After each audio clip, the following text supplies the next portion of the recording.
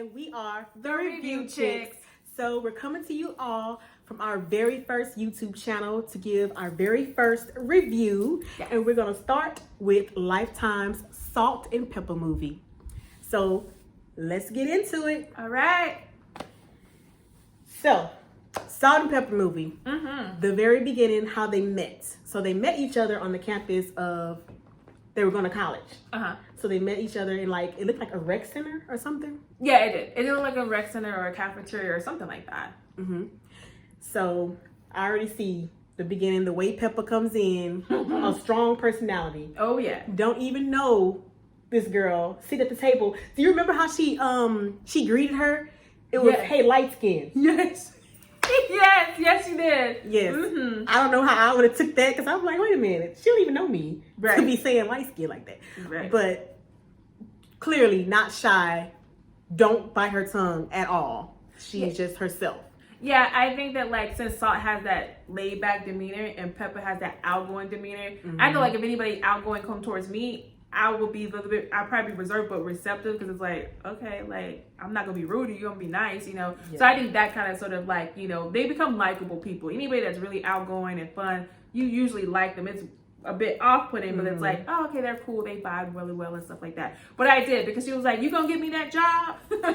Right. So it starts off with the beginning and how they pretty much meet and get started. So they're working at Sears as, what are they, telemarketers or something? Yeah, I think they were selling insurance to like dishwashers and refrigerators and stuff like that. That's right. Yeah. So she basically comes in first.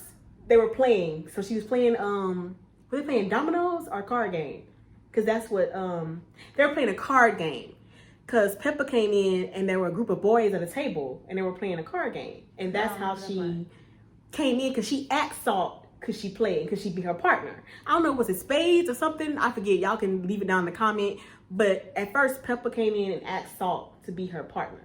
Okay, I forgot that part. Yeah, okay. She asked her could she play, and she was like, "Yeah, I'm from New York. I know how to play," but she still wasn't interested. Okay. And I think from the beginning, kind of like what you were saying. So that's how they started, and then they got into like, then she just invited her to come to the studio to do the rap part. Right. Okay. With the job application and how you gonna put a good word in for me. And she just met this girl like 2 minutes ago.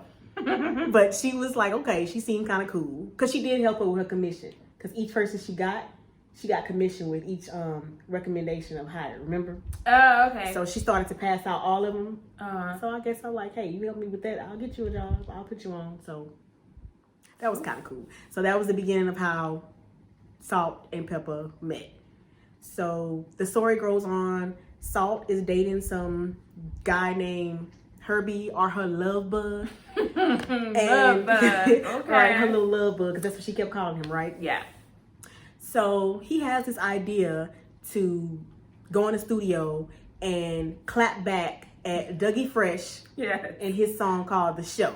Okay. So he told her, hey, nobody else is doing this. We can get some attention garnered if we go in and we respond. So they go in the studio, and he's like, something's off. This isn't working. But I don't know, but is it me? But both of them sounded off. Like, you mean when they were together or when Salt came into the play? No, when just her alone. Even when she was rapping, something sounded off. And even when he was joining, they both just kind of sound off. Really? Yeah, to me. I didn't catch that. Like, I thought, like, I guess right off the bat, I just took it like, oh, that's how they sound. That was just their sound. But then, like, again, like, I'm coming from, like, you know, the radio fan. I'm that fan. The fan, like, I know the songs that was on the radio. I know, like, you from reality TV shows, like, type of thing. I'm not the fan that's like, I know all your albums and all your songs, so I can pinpoint, like, nah, they sound way off. Yeah, because I don't know if that was the actors rapping, and that's why it sounded weird. You know how rappers have that sound where it sounds natural. Their voice sounds good, and they're flowing. Something seemed off in that scene. Or maybe it was like that on purpose. Because remember, he said he'd teach her how to rap. So that was always known. They didn't know how to rap. They were not rappers. They didn't just discover, ooh, I want to rap. That came later. Okay. So then maybe then they were just working out the kinks. Right. So he says it's not going to work. And he was like, this will work better with two females responding back. So he asked her, do you know any females that might want to rap? And I guess she remembered Pepa. And she said, come on, girl, let's get this guap. Right. But no. But yeah, but like I remember that. And then like Pepa came in, and that's when he was like, rap the song like I told you. And she's like, I'm singing the song. I'm rapping the song like how it wrote. Like I memorized it. But like, yeah, so that was just basically like a chance meeting. Like definitely Pepa and Salt and like that whole situation, how they came about and not being rappers. And I think like his idea of that, like two females going back on this song against the guy, I think it was a genius idea, because I think it wouldn't have worked with just him and her. I definitely think like with the two females, it's like, who are these chicks, what they talking about, and where are you coming from, you know?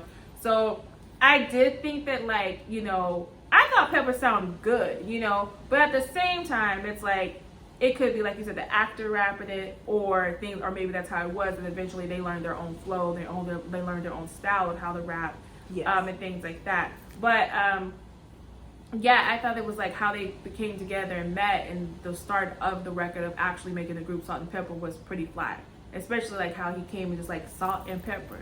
You Salt and you Pepper. Exactly. He put that together. You could see where his genius was, that creativity. He jump-started that whole thing. The whole idea of them two girls, how to respond, what they would say. He did pretty much everything. Oh yeah, that is true. He like did yeah, all they didn't that. rap. They didn't write their own thing. Obviously, in the future they did, but like in the beginning, like no. So that was pretty dope and stuff like that. Their chemistry, Pepa and Love Bug, was a bit rough. But like I just think they just I don't know what was with that. Like if he just really was just like not really feeling her, like in her personality, because she was a bit wild. She was a bit. I think Pepa's personality is a personality where like, you either like rock with her or you think like she's too much. Like either she's too much, she's doing too much, or you just fuck with it, or whatever the case. I mean, I didn't know why he was complaining, because he told her, did she know anybody? He didn't go out and get the girl. If you wanted it to be like he wanted it, then he should have. I felt like he should have went and got the girl. If she wanted like a real rapper, yeah. But I felt like he was going like way too hard at her in the beginning, and I didn't understand like what was the issue. Is it just because you didn't like her personality? All that just because you didn't like her, she was too much? Or because he did say, there's your girl with the drama, always coming with the drama. So I guess he didn't like that. And it's people who really don't like people who are full of drama. They have zero tolerance. But you trying to make something happen. So I would think he'd be just a little more cooperative with her to make this happen. But the comments he would make by, oh, Salt did it. I think he laid that foundation from the beginning with that tension or something between the two to kind of pit them against each other. That kind of was laid kind of early, because I didn't understand that. But she was not having it. She got with him every time. Yeah, that is true. Like she wasn't going to like. I think you could tell from like how they portrayed her, like in the movie, that like she kind of sort of knew that he was being a bit much, and kind of sort of felt like, you know, like, hey, like I'll help her. Like, hey, you know, he was being a bit much. But I guess like, you know, her reserve. I guess Salt is just really a reserved person, just in general. Yes. She doesn't have that like hard, like rough personality. She's just very reserved and like, you know, like okay type of personality a little bit. So I definitely think that like, you know, it's a yin and yang type of vibe with them. But yeah, so we need to hear like what was Love Bug's deal with Pepa at the beginning. Like what was up with that? Like was he just not feeling her personality at the time? Was she just a bit much? Or he was just like, yeah, I told you how to rap and you're not doing it. So, you know, as he said, he was like, this is records and this is costing records. And that reminded me of Ma Rainey's Bottom, where she was in there doing them records. Sorry, side note. And they were throwing them records away. And I was like, now see. Yeah. I was thinking like, now you ain't Ma Rainey's Bottom here. Like, what do you mean? Like, these are records. So maybe that's what it, you know, I time get it costs too, money. But, well, we didn't see it in the scene where he was ever trying to test her out to say this, let me hear how you sound first. It was just the way they portrayed it in the movie is that, hey, you're here, go in the studio, and he never heard this girl rap before, so I don't know why he thought he was gonna go straight through that like that so easily. Neither one of them were rappers, so he still was kind of tripping. Definitely meant to be the story, yeah. So they get the song together. Eventually, she records it and says how he wants her to say it. And it starts to play on the radio. Oh, yeah. So I really like driving in that little car with a hole at the bottom. On the floor. She said, I can just give it character or whatever she said, like a nice little room. I was like, girl, we would not pull it over again on top of the car. But like, I really, watching the movie, I have to say, like, watching Pepa on the reality TV show, watching her on the news show, Grown Up Hip Hop. Like, her personality just definitely was portrayed in the movie. Like, it was no extraness. Like, you definitely can see, like, how she portrayed herself in reality TV show. That is just her. She's outgoing, spontaneous, and things like that. I remember Salt being very reserved in her reality TV show, very into God, the Lord, and stuff like that. So I definitely think that the personality traits-wise definitely was shown how they were acting. Looks-wise, I think everybody had their opinions of whether or not, you know, yay or nay, but like you said, you know, you can't really get the ideal character sometimes. Sometimes it's really about the mannerisms and embodying that. And the actress that played Pepa, the whole voice with that New York accent, I could hear it. I could hear the similarity. I could hear Pepa in her. She did pretty good. Pretty good. So what did you think about Salt, the actress that played Salt? I thought that look-wise, like, I was kind of like, my first thing was just like, because at first I was going through Twitter when it first came out, and I was like, okay, I don't want to be spoiled. And that was the thing. People were like, they don't look like them, you know. And so when I first watched it, I was like, they don't look like Pepa or Salt, you know. But the more I looked at it, I was like, well, I guess she kind of resemble like a little bit. The Pepa one kind of sort of threw me because like I was seeing like I said, like Lisa Ray vibes, Jada Pinkett Smith. I was seeing other people that I thought she could kind of sort of play and like, you know, embody a little bit more than Pepa. But personality wise, she had that Pepa down pat. She did. She did. Look wise, I guess, like, you know, after a few scenes, they did kind of sort of look like it. The Spinderella that they threw in there every once in a while, I guess we can rock with that. Yeah. So they go on. He thought they needed a DJ. He went and got a female DJ. I mean, he had the whole thing mapped out. Everything that they did. He was very smart, very business minded. So he brings in this girl, female DJ. Already had the name. This is gonna be Spinderella. Like, which was clever because she's spinning records, and I just really just thought about that, like Spinderella because she's spinning records, like duh, but like that girly vibe of Cinderella, Spinderella, kind of making magic on there. That was really good. And I also think like in the movie when like the original Spinderella, like she was late and she wasn't coming and stuff like that, and then boom, our Spinderella, you know, was introduced into the group. I definitely like, you know, definitely want to know the story behind that. I guess old girl just did not want to she wasn't into the whole thing. I guess she wasn't feeling it like that, so that just gave room for their other Spinderella. Like Wendy Williams said on her show, she auditioned to be Spinderella. She was almost close to being their Spinderella. Like they'll say, I know you lying. Right? I don't know. I couldn't see that. Her being Spinderella. I couldn't see that.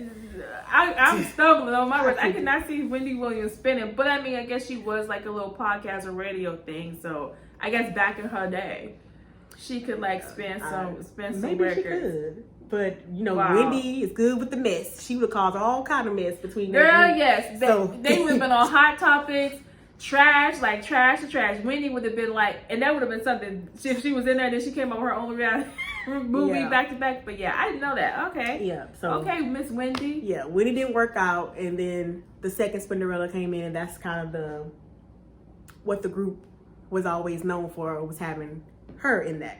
So as they get their record deal, start making their songs and albums, you kept seeing Spinderella. Like she was in the movie because she did contribute something. She wouldn't be in the movie if she didn't contribute anything. Right.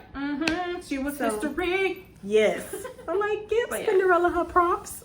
Yeah, definitely. Like, we definitely need to know the story behind that. Like, why? What is this? Like, is it like money? Is it like an argument that just went too far? Is it like miscommunication? Because it's just like, at one point, I mean, hell, if New Edition can bring it back together, time and time again, everybody can bring back together. And Salt and Pepa can bring it back together. And they had Bobby in their group to deal with, and they still able to get this through. Y'all, and they can't get through the Spinderella issue. Yes, exactly. Somebody's not saying the whole truth. Something's missing. I feel like something's being left out as to what the true beef is between them. Yeah, we definitely need our unsung episode. Yeah. We need the Pepa, the Salt, and the Spinderella on unsung, giving us the tea from their own perspective, so we can just wrap it all together. Because, yeah, definitely, it was definitely what was missing. I think, you know, we all can agree that, like, the Spinderella part and how they interacted together was missing. But I would give them props for this. I do think that they could have shown her in a bad light. They could have thrown instances in her with their argument with her and things like that,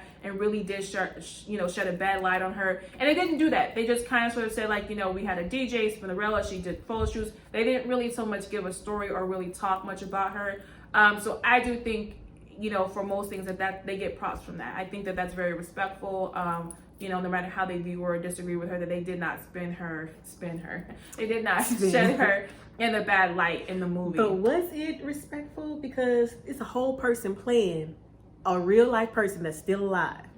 And she had no participation. They didn't ask her. What if the actress wanted to say, hey, can I go speak to the real Spinderella so I can get her mannerisms down as well? Girl, they was like, girl, you spin us a record. All you gotta do is stand behind that and spin.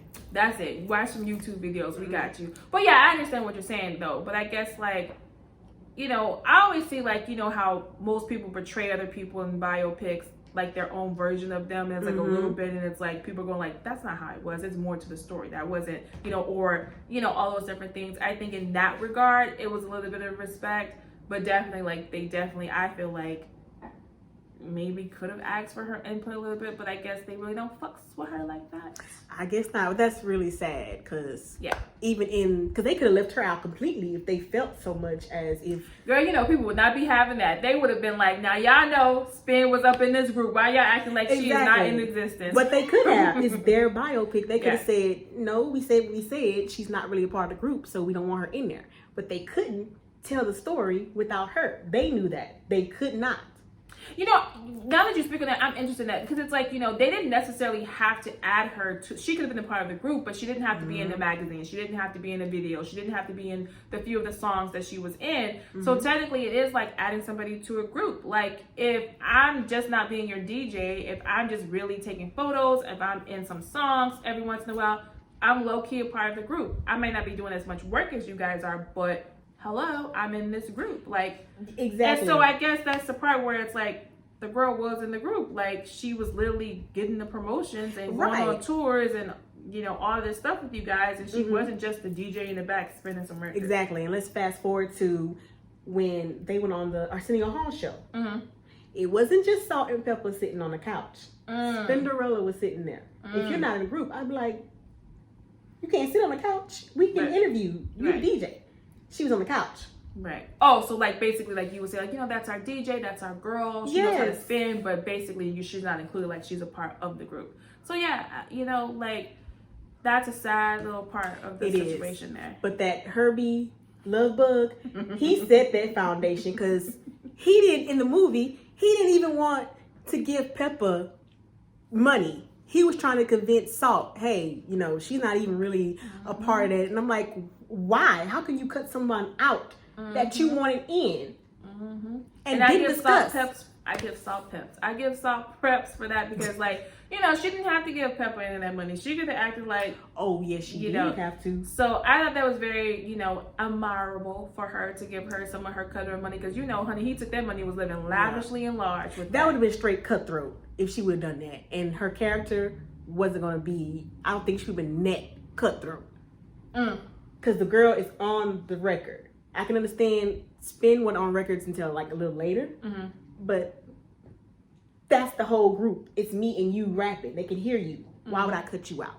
But that Herbie dude was trying, and he didn't have no love for Pepa from the beginning. So of course, it wasn't a surprise that was coming when he would cut her out. I don't know how he thought that was going to work. That he could actually cut a whole person rapping. They're like, you don't get no money? What you mean? And they didn't discuss that. There wasn't no contract where they said, hey, you can rap on this song, but you will not get any financial gain from this.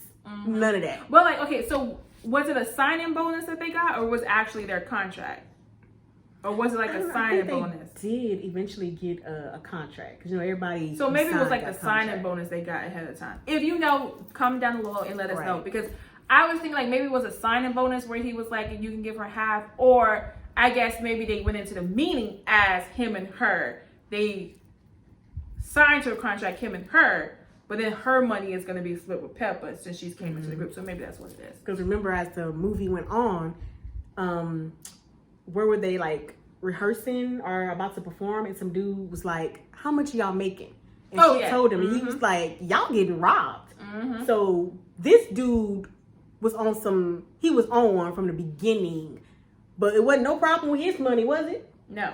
And that's what made me very surprised that he was even producing the movie. Mind you, that's her father of her child, Big Daddy, whatever you want to name it. You know, I really thought that was interesting how like... She didn't have a baby for him. Oh, she didn't? She didn't. She broke up once. Cut that out. She broke up. No, her first baby was the Gavin dude. That's right. That's right. She didn't have... So they really are just strictly... Now, I really don't understand her ties with him after all these years, after everything that happened. He the foundation. He set the whole thing in motion. Without him, to be honest, without him, it wouldn't be no song. Yeah, but we went to court. We gave you. We was willing to give you more than what you got. So we don't need you in this anymore. So to see him come in to produce the movie was really interesting to me because I was just like, he had a baby on you. You know, he making all this money and he's still making money off of you. Like, what are you gaining from this? Apparently, she didn't have any problem with him after that. It's just the Spinderella, who they didn't. Yeah, that's the odd part. It's like, what makes him okay? I don't know. So yeah, that's what I'm saying. Something's missing. Spinderella must have did something really foul to them to make them want to cut her out completely. But all the foul stuff he did to them, they're able to move along with him, and include him in the making of the movie. But I feel like a lot of times, like, not bashing us women, but I do feel like sometimes we really do forgive men and we just rewrite their wrongs. And like when it's our girls or our homegirls or our friends, we're willing to cut you out. Like, no, you broke loyalty code, you broke gore code, you supposed to do this and do that. Yes. But when it's a man, it's like, well, you know, we give excuses or we'll be like, well, it's okay. And I really don't know what's up with that, but I feel like that's kind of where she was coming from in that situation. Because that really doesn't make sense. You know, somebody you're in love with, have a baby on you, all these kind of things, and then what could she possibly do that can equate your emotional status in that type of situation? Exactly, because I've been done with him too a long time ago. Like, look, do we want to include him in there? Because I'm pretty sure he agreed, you know, with cutting Spinderella out too. I'm pretty, because he was trying to cut Pepa out, so I'm pretty sure he agreed with them on that. Yeah, but that's insane. What I really like about this, about their whole history and the Salt and Pepper story, is that no matter what, they fought, they didn't get along one time, didn't speak to each other for years, but they still are able to keep coming back together. True friendship, man. True friendship. Yeah, I mean, like, we're all human beings, so, like, to really think that, like, you know, we're all big on loyalty and, like, this and that, but, you know, those moments happen, especially her trying to find herself, trying to go into religion, finding God. You know, it made sense that at some point you need to find yourself and like know who you are outside of a relationship, business, or personal. You need to come to sometimes realize, who am I? What am I besides Salt? You know, what am I besides like there for Pepa? You know, and she was there for Pepa for everything. You know, like every single thing that was going on with Pepa, Salt was right there for her.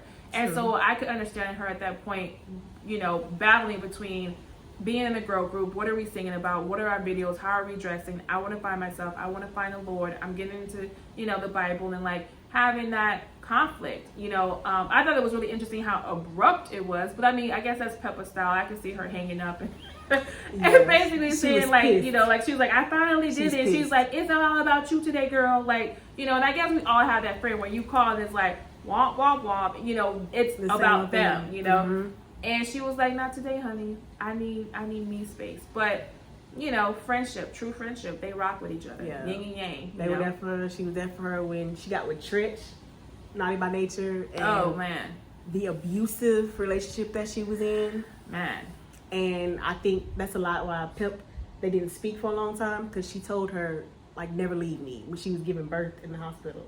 Remember, she was like, bitch, never leave me. And she was like, okay. And then she called her and she was leaving her. I got to leave you. I'm tired of being attached at your hip. I need my own identity. And you can tell it was rough on Salt, because she developed bulimia.